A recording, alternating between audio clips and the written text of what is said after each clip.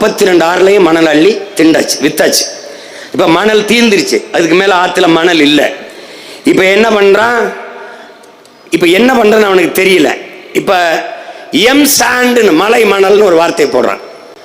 இது எப்படிப்பட்ட அணுகுமுறைனா, எங்கிருந்து ஆறு வந்தது? மலையிலிருந்து. மலையிலிருந்தா வந்தது. அந்த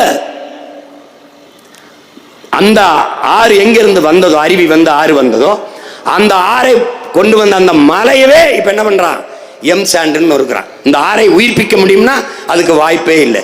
ஏன்னால் எங்கிருந்து ஆறு வந்ததோ அந்த ஆறு உருவான கருவறையவே அவன் அறுக்கிறான். எப்படி? பரமசிவன்கிட்ட வர வேண்டி பத்மாசுரன் தவம் இருக்கான். தவம் இருக்கும்போது என்ன வர வேண்டும்னு கேட்கிறான் அவன்.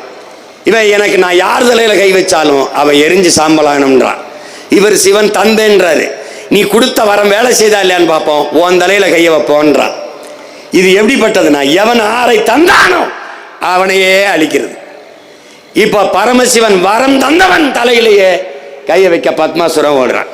இப்ப ஆறை தந்தவன் தலையவே அறுக்கிறான். அதுதான் எம் சாண்ட், மலை மணல். மலையை மணலாக, மலையை கல்குவாரியாக.